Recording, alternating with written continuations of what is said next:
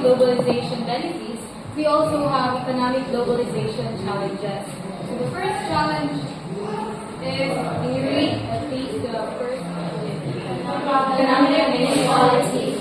Economic integration has widened the gap between rich and poor, both within and outer than concentrated in regions and countries that are more globally competitive.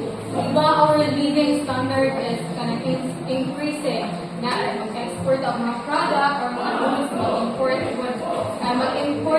mag-export of mga product, mag-export to the other countries, which ay sa globalization.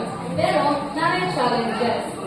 Di ba, mabantayin ninyo, ang pinakaunang maka-benefit sa mga product is ang mga rich people kay sila man ang maka-afford sa product. Mas ginatangkilik nila nga palito ng mga product na ina-import sa atua kasi sa ato ang kauling ng product. Ang mga poor people or ang ilang ma-afford naman is ang katulang mga kauling na mga product ay para kumat. So, nawala na ang kasabihan na tangkilikin ang sariling atin or sariling produkto na atin. So, ang mga poor people, mga kailangan ma-afford. So, unfair tayo ang economic inequality, economic inequality sa globalization. So, the next one is loss of national sovereignty. So, global integration can pressure governments to conform to international standards and practices, and sometimes at the expense of local policies, cultural values, or labor protection.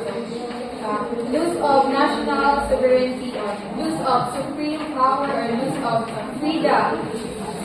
Sige ang dawat mga produkto sa mga export ko, dali ang produkto na katuwag, gobyerno na anak, maulanitan sa lain kaso. So, example ana is, di ba kung naay mag-export, naay masulod na tax sa atuan. So, kita man ito ng mga maka-beneficyo ana. Yes, nasa mga higher na position, mga higher rank sa government. So, sige lang taog dawat, mga product.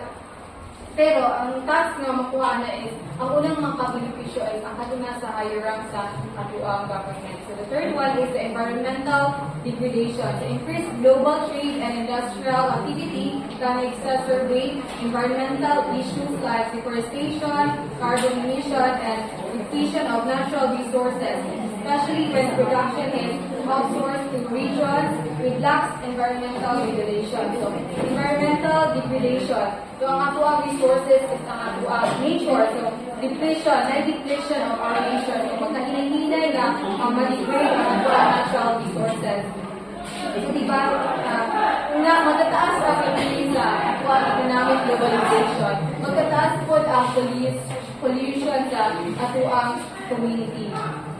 So, maapektuhan ang ato ang environment or ang ato ang natural resources. So, wala na una bago okay pa ba ni sa ato ang environment, okay pa ba ni sa ato ang nature. That's why natay DANR, diba? They are protecting our environment or ang mga natural resources.